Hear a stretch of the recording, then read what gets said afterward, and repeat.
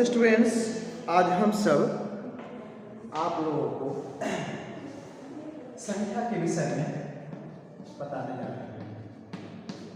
क्या है संख्या? तो स्टूडेंट्स, संख्या आपको हिंदी में पढ़ते हैं जैसे 1 2 3 4 5, इंग्लिश में पढ़ते हैं 1 2 3 4 5 6 एवं प्रकारेण संस्कृते अपि संख्या अस्ति। भवतः पाठ्यपुस्तके, आपके पाठ्य पुस्तक में भी संख्या दी हुई है। आपको संख्या कहाँ तक पढ़नी है? 1 से लेकर के 50 तक। ठीक है, तो सबसे पहले हम 1 से 50 तक की संख्या के बारे में समझेंगे। ठीक है, तो आप देखेंगे यहाँ पर 1 2 3 4 5 6 7 8, यहाँ तक इस तरह से हम लिखें तो हम संख्या 1 के लिए क्या बोलेंगे? एकम, 2 के लिए द्वे, 3 के लिए त्रीणि, चत्वारि। इस प्रकार हम लिखेंगे एकम, द्वे, त्रीणि, क्या बोलेंगे? त्रीणि। आगे क्या बोलेंगे? चत्वारि। 5 के लिए पंच, 6 के लिए सत, 7 के लिए सप्त, यहाँ अष्ट हो जाएगा। इसी प्रकार आगे हम लिखेंगे नव, 10 के लिए हम लिखते हैं 10। इस प्रकार 1 से लेकर के 10 तक आप समझ जाओगे। एकम, द्वे, त्रीणि, चत्वारि, पंच, षष्ठ, सप्त, अष्ट, नव, 10। पुनः एक बार शृण्वन्तु ध्यानेन, बारंबारं शृण्वन्तु। एकम, द्वे, त्रीणि, चत्वारि, पंच, षट्, सप्त, अष्ट, नव, 10। अब चलेंगे 11 से आगे बढ़ते हैं। 1 से हुआ 1 से 10 तक। अब 11 के लिए एका, एका, और यहाँ 10 के लिए जो संख्या है 10 जोड़ते जाएंगे। सब में 10, एकादश, द्वा, द्वा और 10 जोड़ देंगे, द्वादश। 13 के लिए त्रयोदश, 10 सब में जोड़ता जाएगा, है ना। 14 के लिए चतुर्दश, चतुर्दश। 15 के लिए पंचदश, पंचदश। 11 से 15 तक बता दिया। एकादश, द्वादश, त्रयोदश, चतुर्दश, पंचदश। ठीक है, अब चलेंगे 16, 17, 18, 19, 20। अब देखिए स्टूडेंट, षोडश बोलते हैं। क्या बोलते हैं? षोडश। यहाँ 7 के लिए हम सप्त बोलते हैं, सप्त बोलते हैं। तो यहाँ पर सप्तदश, क्या हो जाएगा?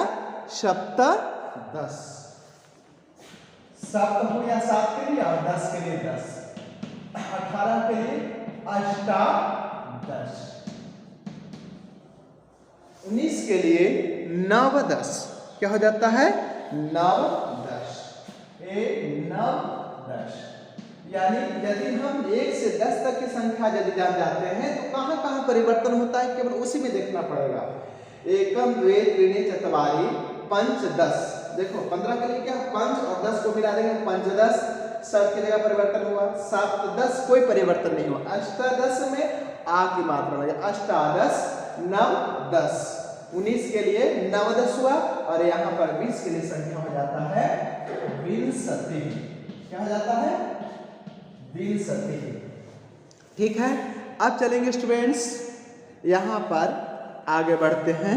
इसके बाद आगे मैं बताने जा रहा हूँ 31 से 50 तक। 20 और चूंकि मुझे मिटाना पड़ा, 1 से 10 तक मैं छोड़ दिया हूँ कि यह पूर्ण सद है, इसी में हम जोड़ते जाएंगे। 30 के लिए संख्या आप लोग पढ़े थे 63। क्या पढ़े थे? 63। अब देखोगे 1 के लिए 1 ले आए, 1 63, वैसे ही कॉमन रहेगा, 1 63। अब 32 के लिए क्या करते हैं? 32 के लिए लिखें यहाँ पर द्वा लिखेंगे। क्या लिखेंगे?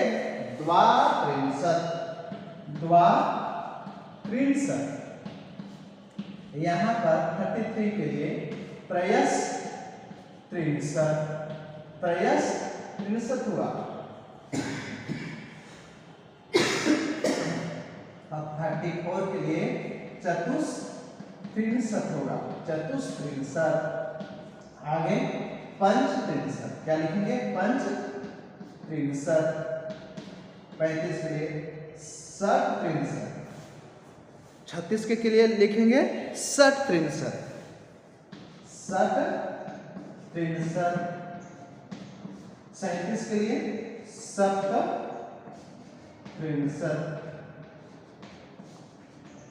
अब 38 के लिए यहां पर क्या लिखेंगे? अष्टात्रिंशत। क्या लिखेंगे?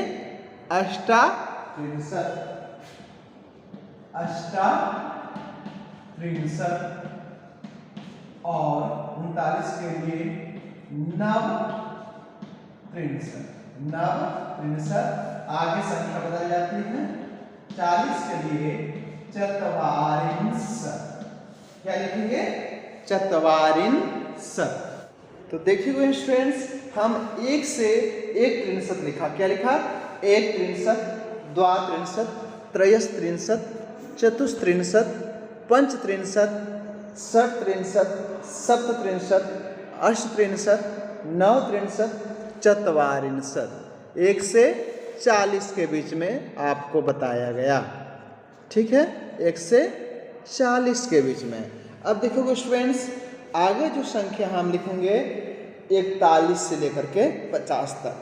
ठीक है, तो 41 के लिए हम क्या लिखेंगे? एक सब में कॉमन रहेगा, एक सब में ये चत्वारिंशत आपका बिल्कुल कॉमन रहेगा। तो हम देखते हैं, एक त्रिंशत से 44 तक जो संख्या लिखे इसको मिटाते हैं। ठीक है, अब हम आगे लिखेंगे 41 से लेकर के 50 तक। 41 के लिए हम संख्या क्या लिखेंगे? 41 के लिए लिखेंगे एक, जो आपको एक शुरू में दिया गया है, एक चत्वारिंशत। क्या लिखेंगे? एक चत्वारिंशत। ठीक है। 42 के लिए द्विचत्वारिंशत, द्विचत्वारिंशत। एक चत्वारिंशत, द्विचत्वारिंशत।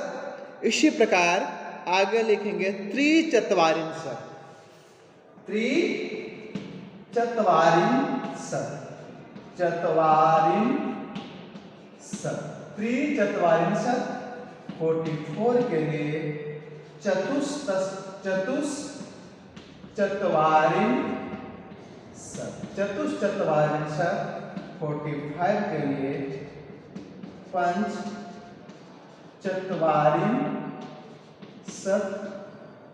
पंचचत्वारिंशत। 46 के लिए, तो यहाँ से 41 से 45 के बीच में होगा एक चत्वारिंशत, द्विचत्वारिंशत, त्रिचत्वारिंशत, चतुश्चत्वारिंशत, पंचचत्वारिंशत। आगे देखेंगे षट्चत्वारिंशत। क्या लिखेंगे? षट्चत्वारिंशत,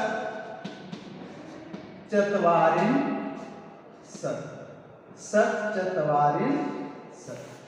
ठीक है, षट्चत्वारिंशत। आगे लिखते हैं 47 का सप्तचत्वारिंशत,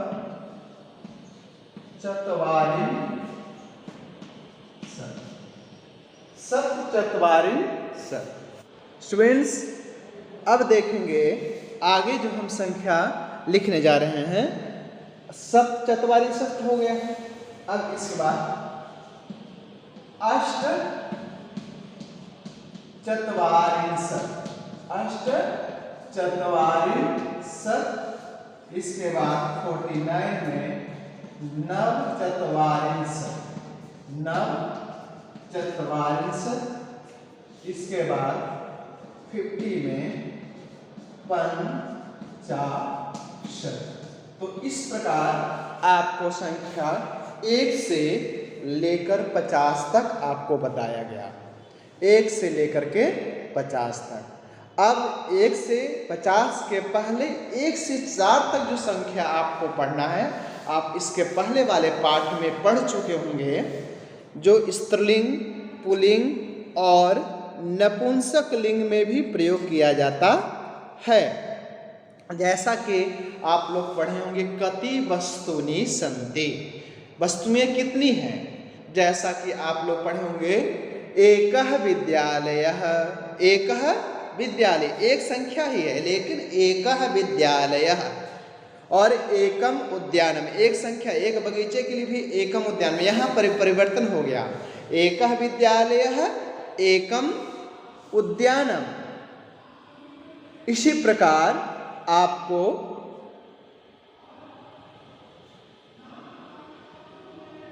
पुल्लिंग, स्त्रीलिंग और नपुंसक लिंग में परिवर्तन दिखाई देगा। तो चलिए 1 से 4 तक की संख्या हम लोग स्त्रीलिंग, पुल्लिंग और नपुंसक लिंग का हम चूंकि पढ़े हुए हैं, इसका रिवीजन भी चल रहा है, पुनरावृत्ति हो रही है, तो देखेंगे हम एक संख्या के लिए क्या किए, पुल्लिंग में एकः दिए और स्त्रीलिंग में एका, और नपुंसक लिंग में एकम का प्रयोग किया गया, एकः एका एकम। क्या है, एकः एका एकम। तो स्टूडेंट्स, एकः यहां पर विद्यालयः, एकः विद्यालयः, और भी ले सकते हैं जो आप पुल्लिंग शब्द जानते होंगे, एकः वृक्षः, एकः वृक्षः। आगे भी दे सकते हो, एकः अश्वः, एकः अश्वः, एकः काकः, एकः बिडालः। स्टूडेंट्स, इस प्रकार आपके पाठ्य पुस्तक में और भी बहुत सारे शब्द मिलेंगे।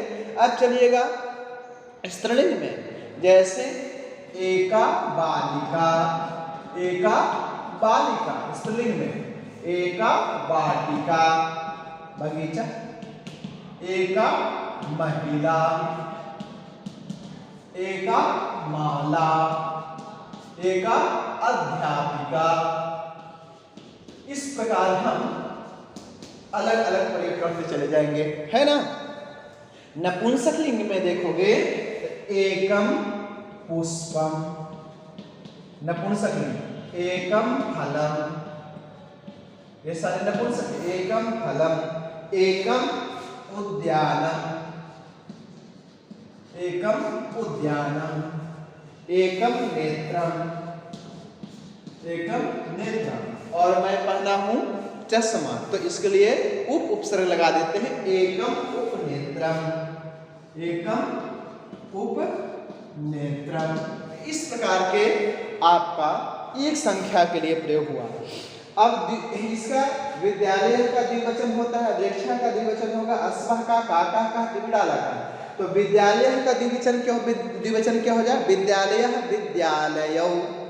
जैसे बालकः बालकौ, तो द्वौ बालकौ, वृक्षः का वृक्षौ, अश्वः का अश्वौ, काका का काकौ, बिडाला का बिडालौ।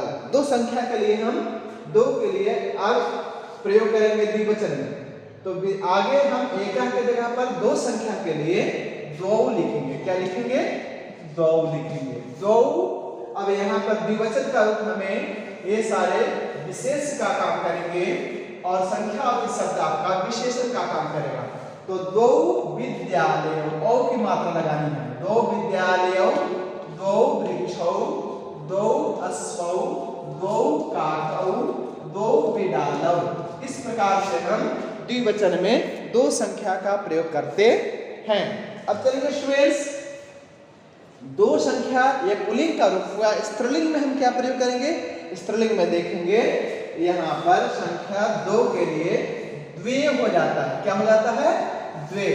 और जैसे लता लते, ए रहता है, आ की मात्रा हटा देंगे, इसमें ए की मात्रा हम लगा देंगे, द्विवचन रूप हमारा हो जाएगा, है ना। तो बाटिका का क्या हो जाएगा, बाटिके, महिला का महिले, माला का माले, अध्यापिका का अध्यापिके। तो यहाँ पर हम द्विवचन में स्त्रीलिंग में प्रयोग कर रहे हैं बालिके, बाटिके, महिले, माले, अध्यापिके। अब नपुंसक लिंग में देखोगे यहाँ जैसे स्त्रीलिंग में द्वे होता है इसी प्रकार यहाँ पर भी द्वे ही होता है, क्योंकि पुल्लिंग और पुल्लिंग का अलग रूप होता है, दो हो जाता है, और स्त्रीलिंग नपुंसक लिंग में द्वे ही हो जाता है। यहाँ जैसे बालिका का बालिके होता है तो यहाँ नपुंसक लिंग में जो अंत में एक वचन में माँ है, माँ हटा देंगे, फलन का फल रखेंगे, उद्यानम का उद्यान रखेंगे, नेत्रम का नेत्र रखेंगे, उपनेत्रम का उपनेत्र रखेंगे। इसमें भी एक की मात्रा हम लगाने जा रहे हैं। द्वे पुष्पे, द्वे फले, द्वे उद्याने, द्वे नेत्रे, द्वे उपनेत्रे। स्टूडेंट्स, इस प्रकार हम दो संख्या के बारे में भी पढ़ लें, स्त्रीलिंग, पुल्लिंग, नपुंसक लिंग। ये संख्यावाची शब्द आपका विशेषण का काम कर रहा है। आगे देखेंगे तीन संख्या के लिए क्या होता है। तो पुल्लिंग में होता है त्रयः। क्या होता है पुल्लिंग में? त्रयः। अब देखेंगे आ की मात्रा, औ की मात्रा जो है हटा देंगे, है ना। तो कैसे चलता है? बालकः, बालकौ, बालकाः। तो यहाँ पर विद्यालयः, वृक्षाः, अश्वाः, काकाः, विद्यालयः, ये आपका बहुवचन का रूप है। त्रयः विद्यालयः, त्रयः वृक्षाः, त्रयः अश्वाः, त्रयः काकाः, त्रयः विद्यालयः। तो इस प्रकार स्टूडेंट्स अब नपुंसक लिंग में चलो, स्त्रीलिंग में चलोगे तो उच्चारण होता है तीसरा। यहाँ ती के बाद स है और स के बाद यहाँ पर र लगाया जाता है, तो सब हो जाता है तीसरा। यहाँ पर कभी कभी आप लोग उच्चारण त्र कर देते हैं, त्र नहीं है, ती है, ती के बाद स है, स के बाद र है, स र संयुक्त है, तो तीसरा उच्चारण करेंगे, तीसरा। अब यहाँ पर एक की मात्रा हटाने जा रहे हैं।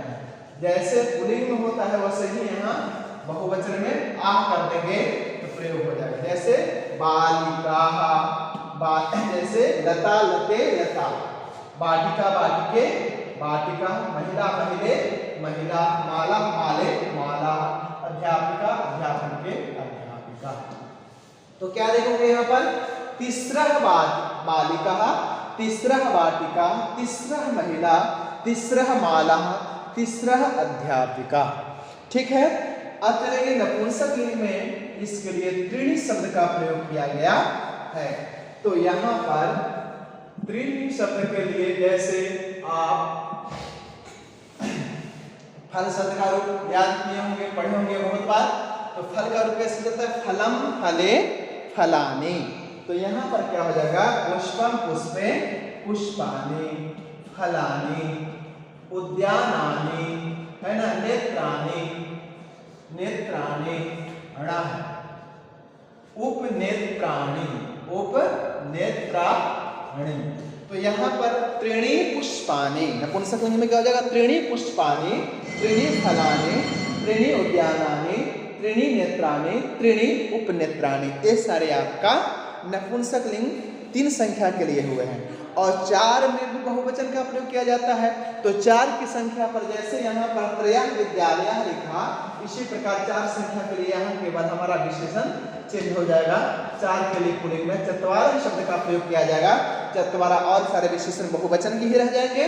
तो क्या होगा? चत्वारः विद्यालयः, चत्वारः वृक्षाः, चत्वारः अश्वाः, चत्वारः काकाः, चत्वारः विडालाः।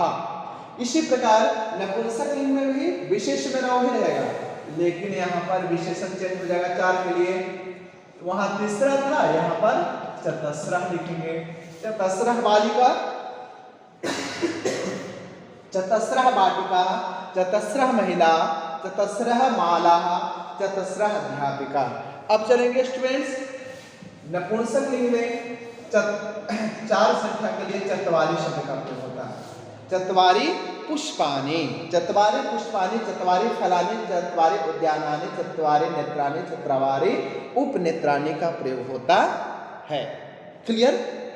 तो इस प्रकार आप लोग को 1 से 4 तक संख्या विशेषण का काम करता है। आगे जो देखोगे स्टूडेंट्स, जैसे पंच संख्या है, वाक्य में जब प्रयोग होता है तो बालका शब्द आपका पुल्लिंग है, पंच बालका, लेकिन स्त्रीलिंग में क्या बालिका स्त्रीलिंग है, लेकिन यहाँ पर पंच ही संख्या रह जाएगा, कोई परिवर्तन विशेषण में मेरा नहीं होता है। परिवर्तन कहाँ तक होता है? 1 से 4 संख्या तक के लिए, जैसे पंच फलानी, ये तीनों शब्द जो विशेष है, एक पुल्लिंग का है, एक स्त्रीलिंग का है, एक नपुंसकलिंग का है। तो यहाँ पर पंच बालका पुल्लिंग में पंच ही रहता है, बालिका स्त्रीलिंग है लेकिन पंच ही रहता है, फलानी नपुंसकलिंग है लेकिन यहाँ पर पंच रहता है। इसी प्रकार ऊपर की जितनी भी संख्या रहेगी सब एक जैसा रहेगा।